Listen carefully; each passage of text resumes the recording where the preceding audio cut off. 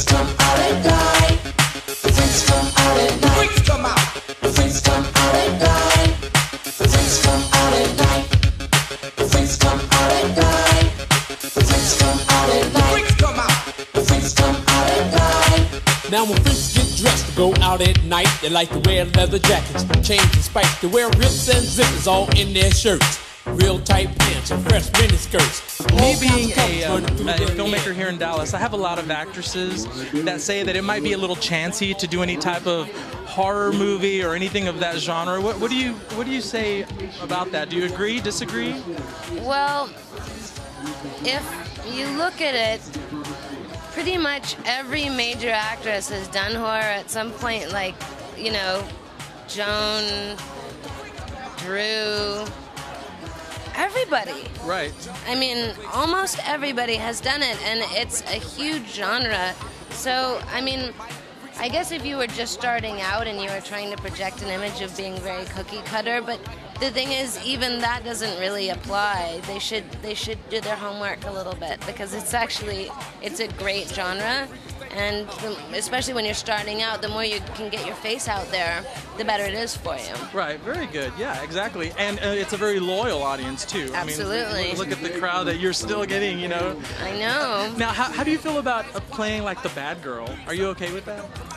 Well, initially I went for those roles because I really wanted to stretch my wings and see what I could do, you know? It's not so much like something I aimed for.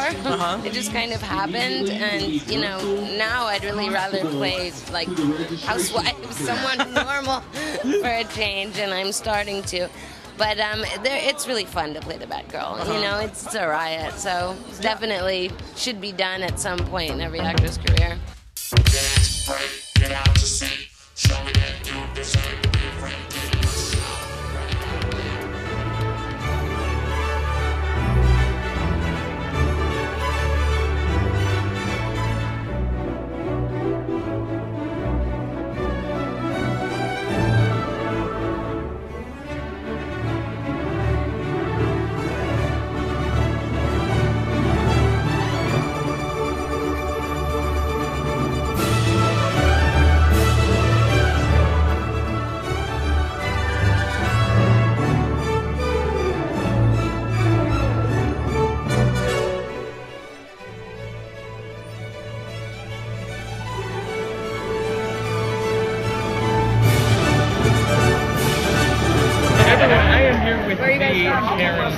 Karen, it's such an honor to meet you. It wasn't too far, Now, okay, so you're here because of all of your horror stuff, and you've done a lot of stuff. I mean, horror, drama, you've done pretty much everything. I guess I've done 14 times, 175 movies that were either horror or science fiction, and out of those, probably 3 horror. Well, you know, I am here with the Dallas Voice, which is the gay and lesbian newspaper.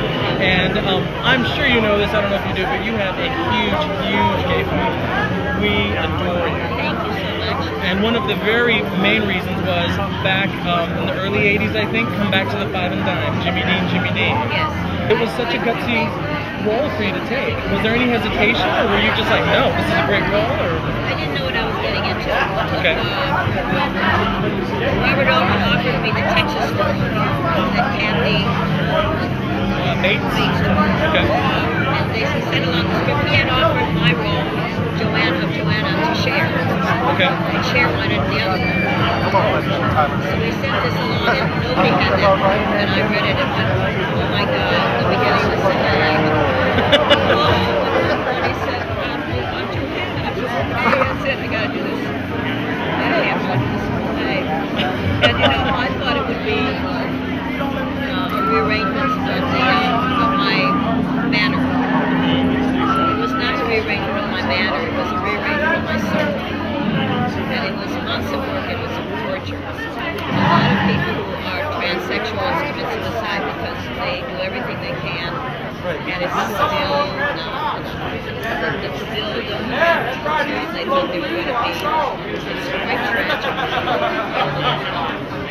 And you know, I went to bars and I had a transsexual lady helping me with all kinds of things. And it was actually months of work, but it was really suffering. And what was interesting was the suffering to me, Joanna, reversed itself and went into my soul. I asked her something.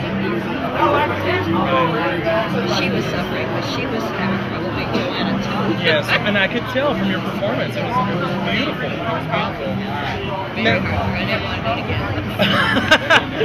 Right, and even like at that time, I mean, you never heard of roles that were that sort of in your face about it. Yeah, it was before its time. I'm very blessed with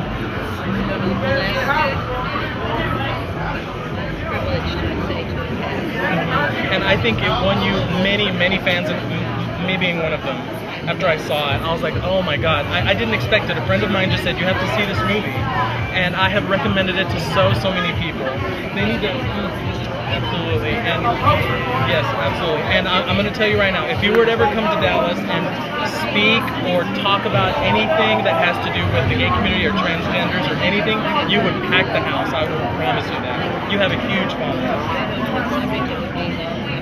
Just being there, just you playing that role already gave a lot. Exactly. Exactly. But Thank you, though. Thank you for telling me that. absolutely, yes, you do. You're loved. You are. Thank you very much for listening. Well, I had a hell of a time here at Texas Frightmare Weekend, and I hope you did too watching this segment. We got a lot of great interviews, and I cannot wait till next year. So, until then, I am Israel Luna for the Dallas Voice. Thank you for watching. Signing off.